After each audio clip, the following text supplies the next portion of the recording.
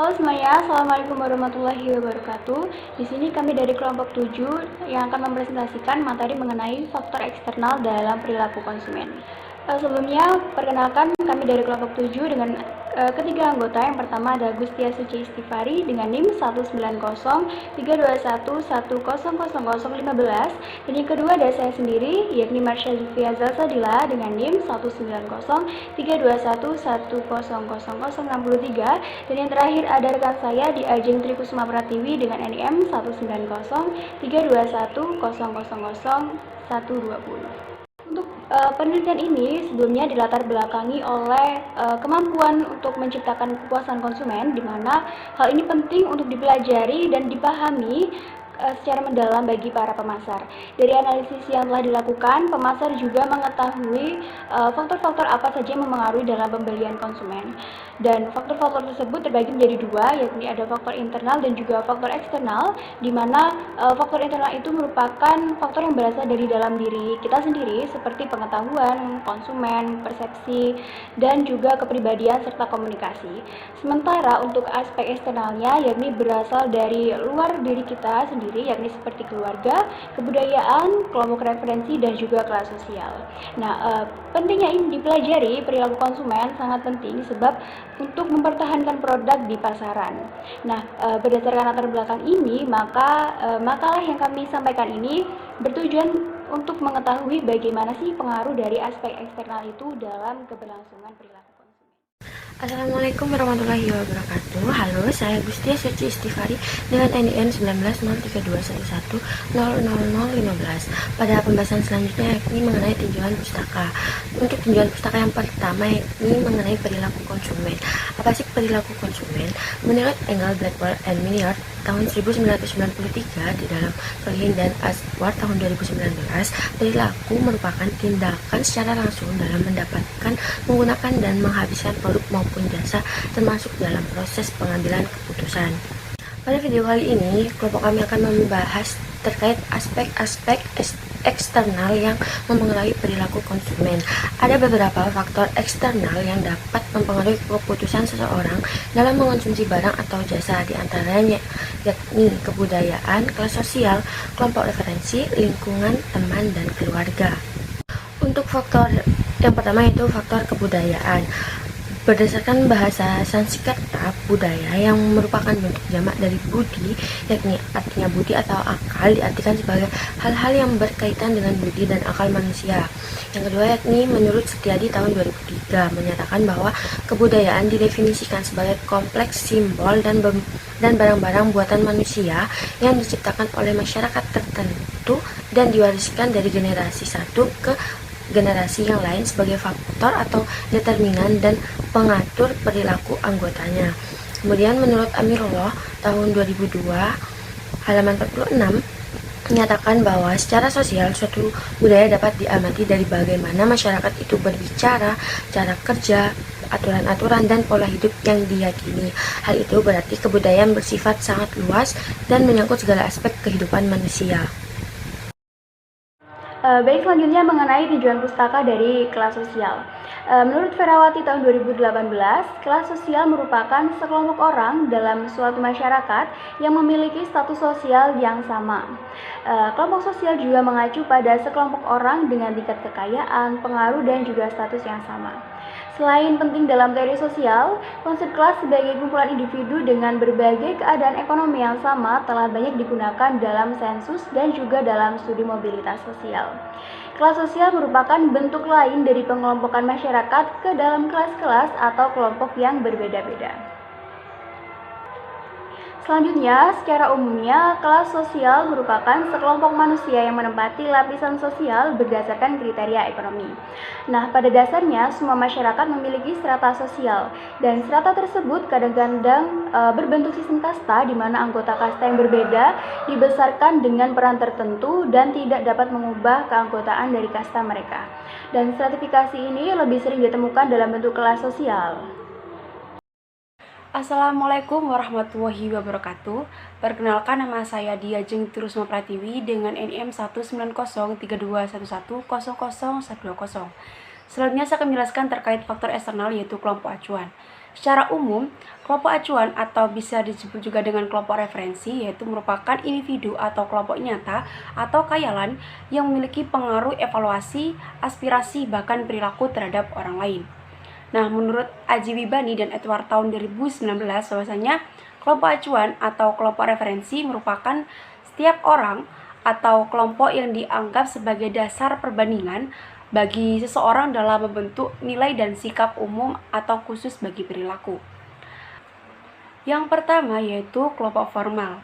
Kelompok formal merupakan kelompok yang memiliki struktur organisasi secara tertulis dan keanggotaan yang terdaftar secara resmi, misalnya Serikat Pekerja Indonesia, partai politik, universitas, dan perusahaan. Kelompok formal ini biasanya terdaftar secara hukum di pemerintah.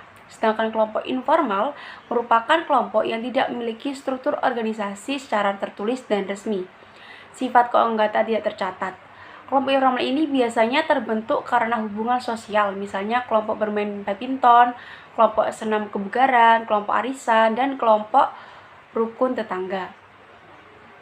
Selanjutnya yang kedua yaitu kelompok primer dan sekunder. Kelompok primer merupakan kelompok dengan keanggotaan yang terbatas. Interaksi antar anggota secara langsung tatap muka, memiliki ikatan emosional antar anggota. Yang ketiga yaitu kelompok aspirasi dan disosiasi, yang merupakan kelompok yang memperlihatkan keinginan untuk mengikuti norma, nilai, mampu, perilaku dari orang lain yang dijadikan kelompok acuannya. Anggota dari kelompok aspirasi ini berusaha membuat asosiasi dengan orang lain yang dijadikan acuannya dengan cara bersikap dan berperilaku yang sama dengan orang tersebut. Dari beberapa pengertian tersebut dapat disimpulkan bahwasanya kelompok acuan merupakan seorang individu atau sekelompok orang dengan perspektif perkiraan atau nilai yang secara nyata mempengaruhi secara langsung maupun tidak langsung dan digunakan oleh individu sebagai pedoman seseorang dalam berperilaku pada situasi tertentu. Nah, di sini saya akan lanjut ke bab pembahasan.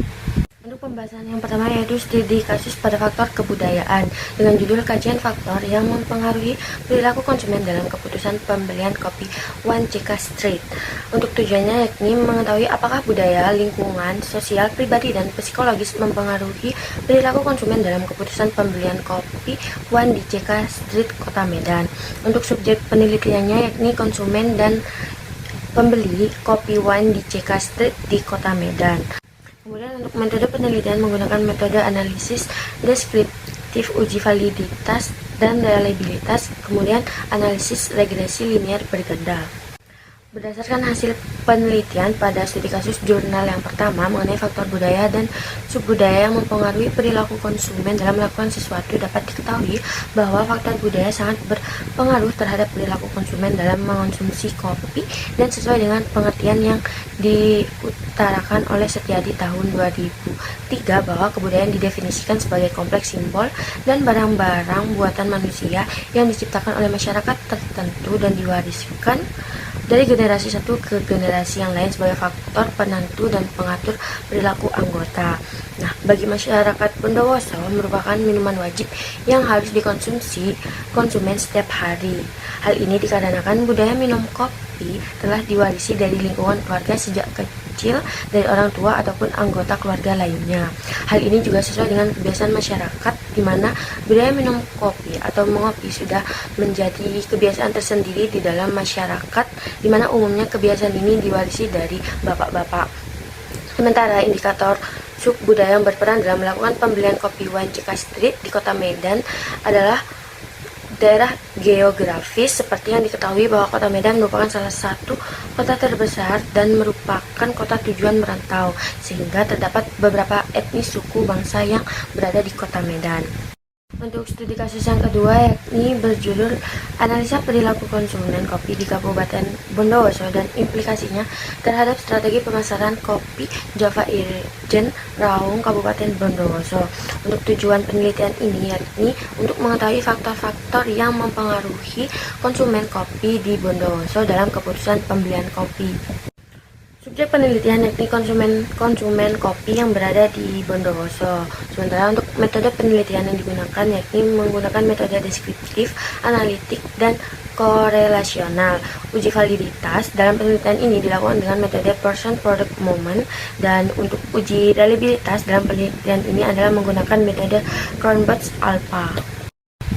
Pada studi kasus yang kedua ini mengenai faktor kebudayaan dalam menganalisis perilaku konsumen kopi di Kabupaten Bondowoso dan implikasinya terhadap strategi pemasaran kopi Java Ijen Raung Kabupaten Bondowoso berpengaruh terhadap perilaku konsumen sesuai dengan teori yang dijelaskan oleh Amirullah tahun 2002 halaman 46, yang mana secara sosial suatu budaya dapat diamati dari bagaimana masyarakat itu berbicara, cara kerja, aturan-aturan, dan pola hidup yang diyakini. Hal itu berarti kebudayaan bersifat sangat luas dan menyangkut segala aspek kehidupan manusia. Dalam jurnal dijelaskan bahwa konsumen kopi di Kabupaten Bondowoso ini berpendapat bahwa meminum kopi merupakan budaya dan kebanyakan budaya masyarakat Kabupaten Bondowoso ketika bertamu selalu menyajikan minuman kopi sebagai minuman hidangan. Hal ini dikarenakan faktor budaya dan subudaya merupakan faktor yang timbul dari kondisi lingkungan. Selain itu, hal itu merupakan faktor penentu yang paling mendasar dari keinginan dan perilaku. Selanjutnya mengenai studi kasus kelas sosial yang diambil dari jurnal dengan judul Perilaku Konsumsi Kopi sebagai Budaya Masyarakat Konsumsi, Studi Fenomenologi pada Peminum Kopi di Kedai Kopi Kota Semarang. Nah, pada jurnal ini bertujuan untuk melihat dinamika yang terjadi dalam budaya minum kopi sebagai gaya hidup kontemporer. Dan pada penelitian ini menyasar pada subjek peminum kopi di Kedai Kopi Kota Semarang. Seperti pada contohnya Starbucks dan juga The Excelsior yang tempatnya berada di pusat perbelanjaan atau mall, dan kedai kopi yang ada di Jalan Ngesep Timur nomor 5 Semarang, dan juga kedai kopi miring di Jalan Pamularsi 5B Semarang. Untuk pendekatan yang digunakan yakni fenomenologi dengan landasan kualitatif dengan metode yang digunakan yakni metode penelitian kualitatif. Berdasarkan hasil dan pembahasan pada jurnal yang saya ambil ini, diketahui bahwa perilaku konsumsi kopi yang tadinya dilakukan di rumah sekarang mengalami pergeseran atau perubahan. Nah, hal ini disebabkan oleh arus globalisasi yang membawa pengaruh terhadap perkembangan kota termasuk Semarang itu sendiri. Maksudnya kedai kopi Starbucks ini merupakan salah satu kedai kopi yang bersifat franchise yang berasal dari Amerika Serikat. Nah, kedai kopi ini mengakibatkan munculnya beberapa kedai kopi yang ada di kota Semarang, dan bahkan Starbucks ini telah menjadi ikon gaya hidup dan budaya minum kopi di kedai kopi modern yang telah menjadi tren di kalangan masyarakat, di mana yang dicari bukan kopi itu sendiri, melainkan fasilitas, suasana, prestis, dan juga gengsinya. Maraknya kedai kopi yang berada di kota Semarang telah mengalami standarisasi yang dalam artian konsep dari budaya minum kopi itu sendiri adalah gambaran budaya minum kopi yang ditawarkan oleh kedai kopi Starbucks ini. Dan hal ini mengakibatkan terjadinya perbedaan kelas sosial dalam perilaku konsumen, dan dari uraian di atas, perkembangan arus globalisasi telah mengakibatkan terbentuknya masyarakat konsumsi dan semakin konsumtif terhadap komoditas yang telah ditawarkan oleh pasar global. Mengenai keterkaitan studi kasus kelas sosial yang pertama ini dengan teori. Berdasarkan contoh studi kasus, dapat diketahui bahwa istilah leisure class diterjemahkan menjadi kelas pemboros, di mana konsumsi yang dilakukan tidak hanya untuk kepuasan sendiri, melainkan hanya untuk membuat orang lain iri dan juga untuk meningkatkan status sosial mereka. Dan hal ini sejalan dengan teori yang dikemukakan dan menjelaskan bahwa kelas sosial adalah bagian masyarakat yang relatif permanen dan juga tersusun rapi, yang anggotanya memiliki nilai-nilai kepentingan dan juga perilaku yang sama, yakni hanya untuk meningkatkan kepuasan dan juga status sosial mereka sendiri. Selanjutnya mengenai studi kasus yang kedua diambil dari jurnal dengan judul Pengaruh Gaya Hidup, Konsep Diri, Harga, dan Kelas Sosial terhadap Pengambilan Keputusan Pembelian Konsumen di Coffee Shop Kedai Kopi Pacar Hitam Lampung. Penelitian ini bertujuan untuk mengetahui karakteristik konsumen serta menganalisis pengaruh gaya hidup berdasarkan faktor eksternal dan juga faktor internal dari keputusan pembelian kopi. Untuk subjek yang menyasarnya yakni konsumen yang pernah mengkonsumsi kopi pada Sehari Sekopi Sidoarjo. Sidoarjo. Penelitian ini dilakukan dengan metode non-probability sampling dan juga hasil dan pembahasan yang didapat yakni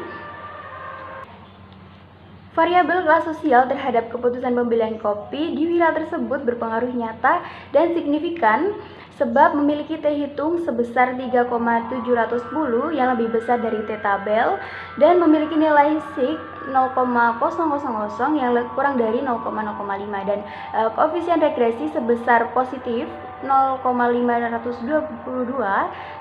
Pada variabel kelas juga menunjukkan bahwa setiap penambahan satu satuan pada variabel kelas sosial maka akan terjadi keputusan pembelian pada sehari kopi Sidoarjo sebesar 0,522. Dan hal tersebut disebabkan karena adanya kesamaan dalam pendapatan serta kesesuaian diri dengan lingkungan sekitarnya sehingga konsumen tidak merasa tersaingi maupun tertinggal dengan konsumen yang lainnya. Selanjutnya mengenai keterkaitan antara studi kasus kelas sosial yang tadi dengan keterkaitan teori, yakni berdasarkan contoh studi kasus jurnal yang kedua mengenai beberapa uji asumsi klasik yang secara signifikan memiliki pengaruh yakni kelas sosial.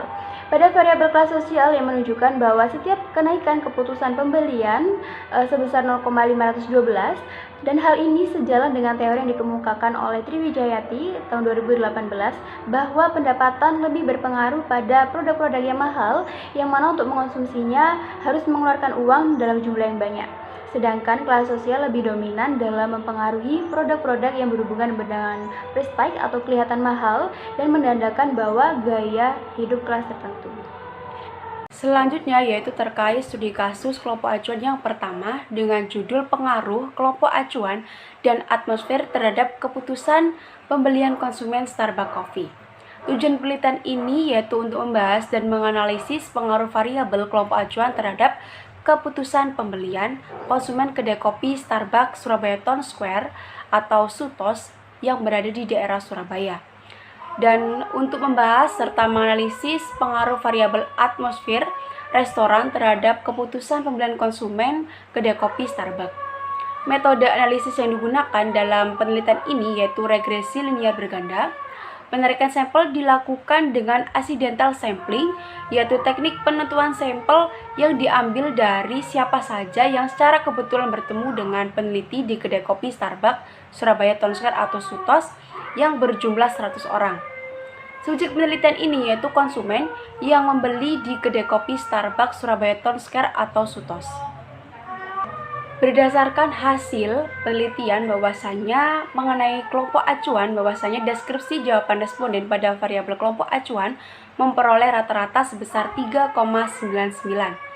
Hasil rata-rata tersebut masuk ke dalam kategori sangat setuju oleh responden penelitian dengan indikator pengetahuan kelompok acuan mengenai produk sebagai indikator dengan rata-rata tertinggi yaitu sebesar 4,32.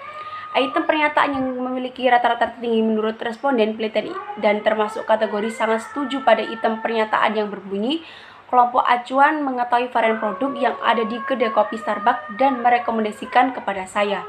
Pernyataan itu menunjukkan bahwa konsumen memperoleh rekomendasi varian produk yang ditawarkan kedai kopi Starbucks di Surabaya Town Square oleh kelompok acuan.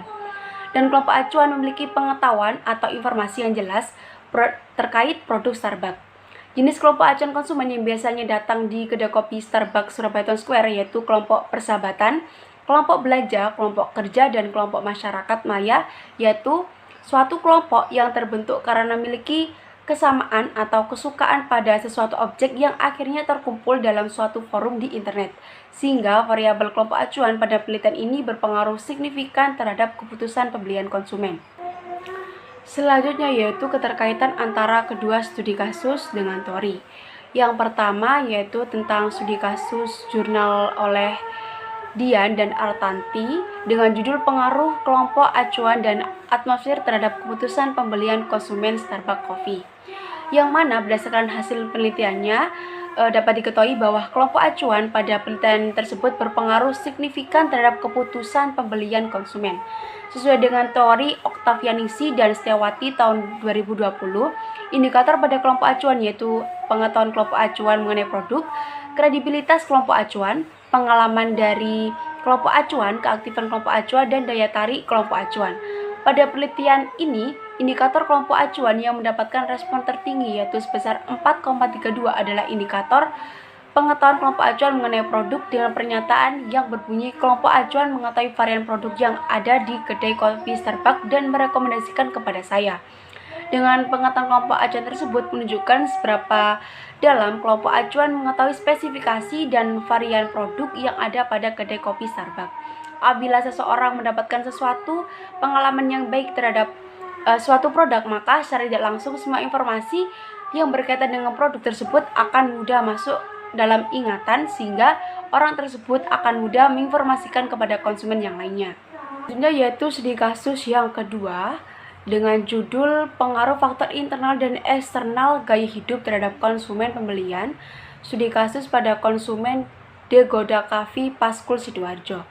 Nah, tujuan penelitian ini untuk mengetahui seberapa besar pengaruh gaya hidup dan kelompok acuan terhadap keputusan pembelian konsumen De Goda Coffee Paskul Sidoarjo. Metode penelitian ini menggunakan riset konklusif dengan menguji hipotesis. Jenis penelitian ini adalah kasual, data yang diperoleh secara kuantitatif, lalu teknik pengumpulan data yang digunakan yaitu dokumentasi dan observasi. Penelitian ini mengumpulkan teknik pengumpulan data dengan menggunakan skala Likert yaitu 1 sampai 4 dengan menggunakan angket. Lalu data yang diperoleh tersebut kemudian dilakukan analisis menggunakan regresi linear berganda. Subjek penelitian pada studi kasus yang kedua ini yaitu konsumen yang pernah mengkonsumsi De Goda Coffee Paskul Sidoarjo. Berdasarkan hasil penelitian pada studi kasus yang kedua ini dengan menggunakan analisis regresi linear berganda bahwasanya gaya hidup sebagai S1 dan kelompok acuan sebagai S2 mempengaruhi keputusan pembelian yaitu Y sebesar 31,4%, sedangkan sisanya sebesar 68,6% dipengaruhi oleh variabel luar seperti budaya, kelas sosial, keluarga, status, kepribadian, harga, produk, dan pelayanan. Dari hasil uji F diketahui bahwa gaya hidup dan kelompok acuan berpengaruh simultan terhadap keputusan pembelian. Artinya, konsumen semakin mengikuti perkembangan gaya hidup, minum kopi, dan mempertahankan, maka akan mempercepat keputusan pembelian De Goda Coffee. Konsumen yang mengikuti pendapat dan memperhatikan saran dan informasi dari kelompok acuan atau seperti teman sebaya, maka akan mempercepat konsumen dalam melakukan keputusan pembelian De Goda Coffee. Dengan demikian, gaya hidup dan kelompok acuan secara simultan bersama-sama mempengaruhi. Jadi dapat disimpulkan bahwasanya gaya hidup itu berpengaruh positif signifikan terhadap keputusan pembelian De Goda Coffee dengan persentase sebesar 6,1%. Dan kelompok acuan dengan persentase sebesar 17,7%. Yaitu mengenai studi kasus kelompok acuan yang kedua dan keterkaitan dengan teori. Berdasarkan contoh studi kasus yang kedua oleh Aji Wibani dan Edward tahun 2019 dengan judul pengaruh faktor internal dan eksternal gaya hidup terhadap keputusan pembelian studi pada konsumen De Goda Coffee Paskul Sidoarjo, yang mana hasilnya mempengaruhi perilaku konsumen secara signifikan terhadap keputusan pembelian konsumen. Sesuai dengan teori Apriyandani et al. Tahun 2017, bahwasanya kelompok acuan menghadapkan individu pada perilaku gaya hidup baru. Umumnya informasi yang didapatkan dari sahabat karibnya atau keluarga yang lebih dipercaya oleh konsumen.